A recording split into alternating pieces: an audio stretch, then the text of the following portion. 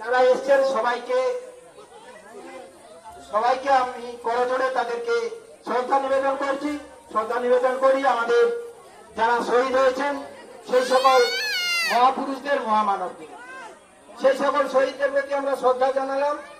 জানিয়ে এই ৭৮তম স্বাধীনতা দিবস উপলক্ষে দু চার কথা বলার চেষ্টা করছি। আপনারা সবাই রয়েছেন, বাবা হরিচন্দ্রপুর বছরগুলির মতো এবছরে তারা ভালো প্রস্তুতি নিয়েছে, কিন্তু প্রকৃতি মাঝে মাঝে বাদ সাথে আপনারা জানেন একটু বৃষ্টি হয়ে গেল, যার জন্য একটু সময় লেগেছে। বিভিন্ন জায়গায় আজকে গোটা ভারতবর্ষ জুড়ে ঘর ঘর তিরঙ্গা, অর্থাৎ প্রতি বাড়িতে তিরঙ্গা উৎসব হচ্ছে। আজকে প্রতিটি বাড়িতে আজকে জাতীয় পতাকা উত্তোলন হচ্ছে। প্রতিটি শিক্ষা প্রতিষ্ঠান, প্রতিটি বিভিন্ন রকম যে প্রতিষ্ঠান, সব জায়গাতে আমরা স্বাধীনতা দিবস পালন করছি। কততম না ৭৮তম? ৭৮তম স্বাধীনতা দিবস। আর ১৫ই আগস্ট দেখুন আমাদের এই তিরঙ্গা পতাকা উঠেছে, এটা সম্পর্কে একটু বলছি।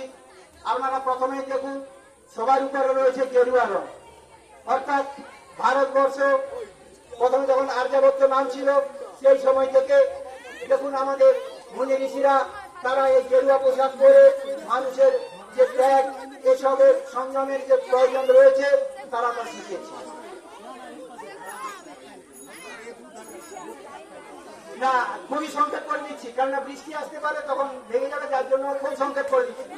আর আপনারা একটু লাইনে দাঁড়িয়ে যান, কলেজের অনুরোধ করছি, যারা টিফিনের ব্যবস্থা করেছেন সেদিন একটু দাঁড়াবেন।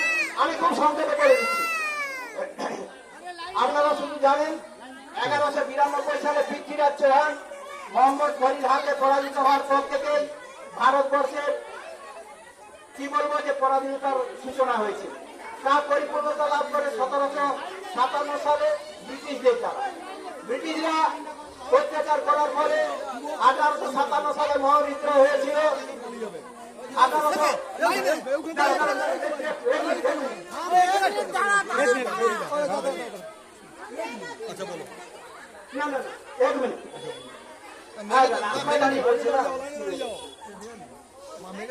নেতাজি সুভাষচন্দ্র বসু আওয়াজ তুলেন, তোমরা আমাকে রক্ত দাও, আমি তোমাদের স্বাধীনতা দেব। Give me blood, I will give you freedom. এই আহ্বানে গোটা ভারতবর্ষে জেগে উঠল এবং ভারতবর্ষে জেগে ওঠার পরে ১৯৪৭ সালের ১৫ই আগস্ট আজকের দিনটিতে আমরা স্বাধীনতা লাভ করলাম। কত সালে? ১৯৪৭ সালে। সেই জন্য আমি আর বেশি নেব না, তারা একটু আমাদের সাথে স্লোগান দিয়ে দেন। স্বাধীনতা দিবস কি? ১৫ই আগস্ট কি? শহীদ ক্ষুদিরাম বসু কি? শহীদ ক্ষুদিরাম বসু কি? ঠিক আছে, এখানে শেষ করছি। সবাই আমাদের জাতীয় সঙ্গীতের যে ধ্বনিটা দেন।